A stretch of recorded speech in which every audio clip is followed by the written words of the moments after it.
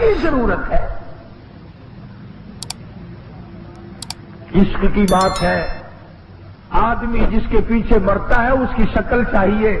دوپٹہ آ جائے پیٹ نہیں بھرتا, رومال آ جائے پیٹ نہیں بھرتا, اس کا لکھا ہوا خط آ جائے پیٹ, اور تمام چیزیں آگ لگانے والی ہے, بجھانے والی نہیں. میں کہتا ہوں جس کی محبت دل میں سما جائے, جوتا بھی آ جائے تو پھر اس پر بھی قربان. اور یہ عشق کی منزل ہی بھی ہے. اور آپ تصویر کا دوسرا رخ بھی دیکھیں. اگر کسی کا بچہ فوت ہو جائے اور وہ جوتے اور وہ کھلونے اور وہ کپڑے گھر میں رہ جائیں, جب بھی سامنے آتے ہیں ماں کا جگر پھٹ جاتا ہے. ان جوتوں کے پہننے والا چلا گیا, ان کپڑوں کو پہننے والا چلا گیا. میرے سامنے یوں کھڑا ہوا کرتا تھا, یوں کھیلا کرتا تھا, یوں کھایا کرتا تھا. یہ بھی محبت ہے نا. تو جس سے محبت ہو جاتی ہے اس کے پیغام سے پیٹ نہیں بھرتا, اس کے کپڑوں سے پیٹ نہیں بھرتا, اس کی کسی چیز بھیجی ہوئی سے پیٹ نہیں بھرا کرتا. یہ اللہ والے جن کو پروردگار عالم کی ذات سے عشق ہو جاتا ہے وہ اس کے سوا کچھ نہیں مانگتے.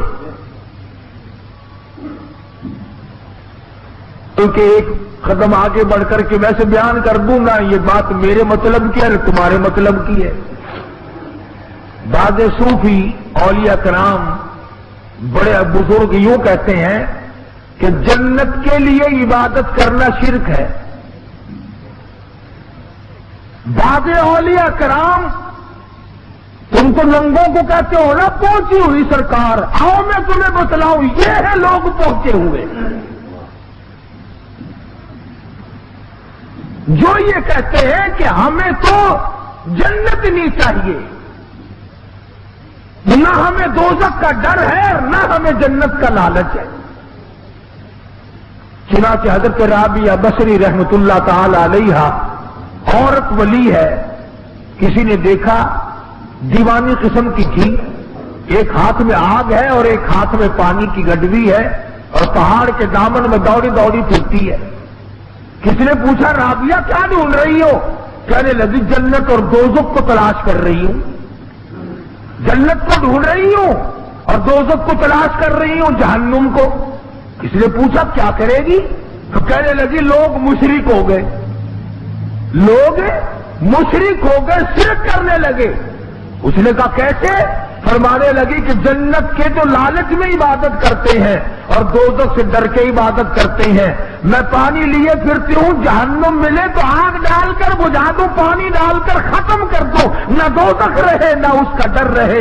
اور آگ اس لیے پھرتی ہوں جنت مل جائے, آگ لگا کر جلا کے ختم کر دوں, نہ جنت ہو نہ لالچ ہو. جو بھی کرے وہ پروردگار کو راضی کرنے کے لیے کرے.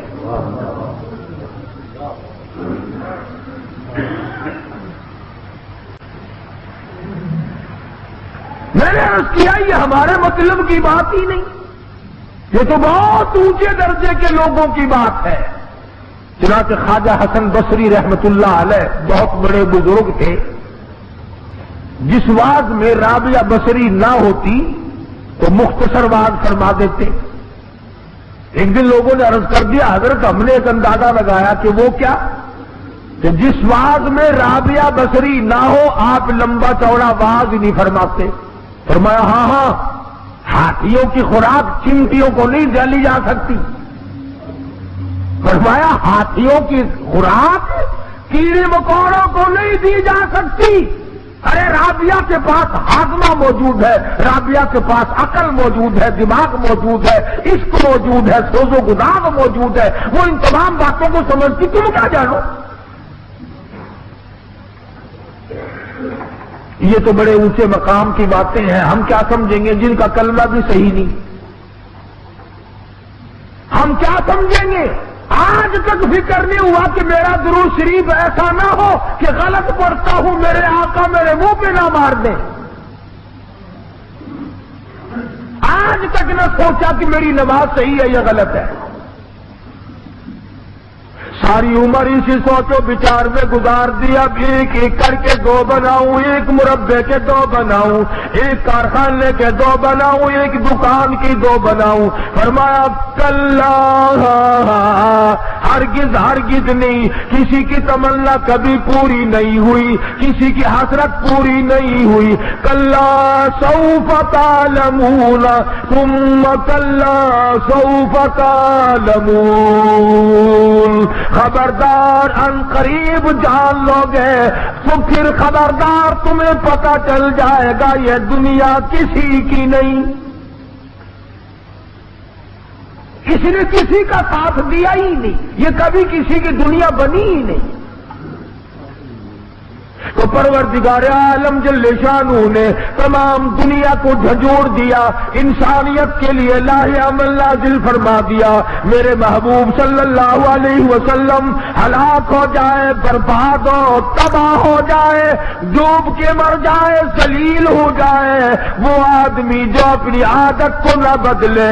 حتی زرتم المقابر، او لوگوں اگر جوانی میں غلط نگاہ تھی آج توبہ کر لو، اگر بچپن میں کوئی غلط کاری کر بیٹھے آج توبہ کر لو، اگر کسی وقت بھوک پیاس میں کوئی غلطی کر بیٹھے آج توبہ کر لے، اگر جوانی میں کوئی غلطی ہوگی آج توبہ کر لے، ورنہ لَتَرَوُنَّ الْجَحِيمَ، یاد رکھو جہنم کا عذاب بڑا سخت ہے۔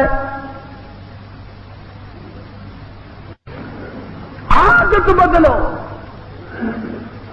کفر کی عادتیں لوگوں کو پڑ جاتی ہیں، رسم و رواج کی عادتیں لوگوں کو پڑ جاتی ہیں، وہ عادت بناؤ محمد عربی صلی اللہ تعالی علیہ وسلم کے فرمان کی عادت بناؤ، حضور کے ارشاد والی عمل کرنے والی عادت بناؤ، خصلت بدلو، مزاج بدلو، حالات بدلو، زندگی میں انقلاب لاؤ، پھر پروردگار عالم یوں آواز خود دیں گے، او میرے بندے ادھر آ، میں تیرا انتظار کرتا ہوں، نحن اولیاؤکم فی الحیات الدنیا وفی الآخرہ، اور میرے بندے دنیا میں بھی تیرا کارساز میں ہوں، قبر میں بھی میرے سوا تیرا کوئی نہیں۔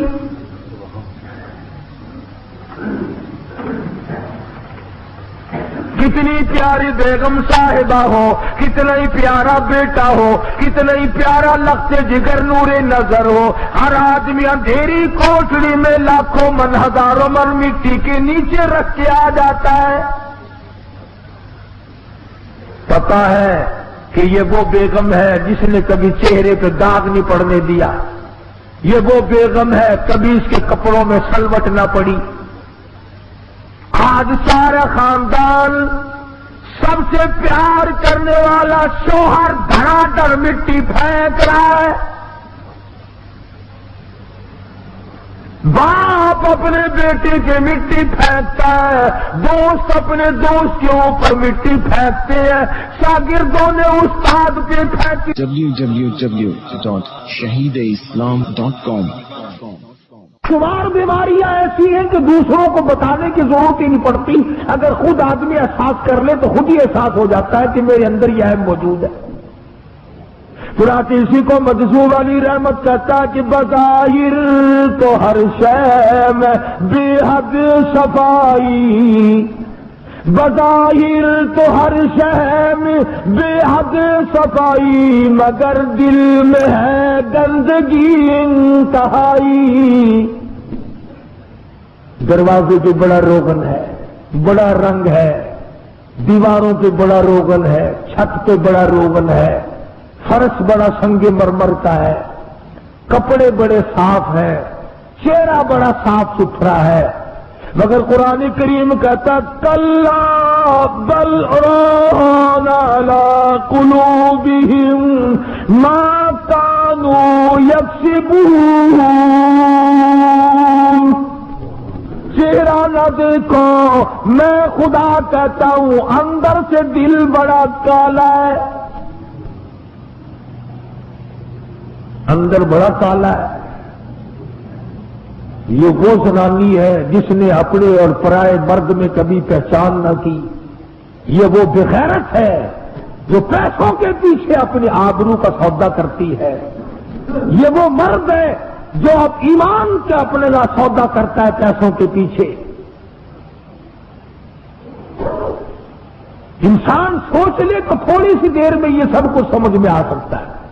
اسی کو کہتا کہ بظاہر تو ہر شے میں بے حد صفائی، مگر دل میں ہے گندگی انتہائی، کبھی اس کے دھوکے میں آنا نہ بھائی۔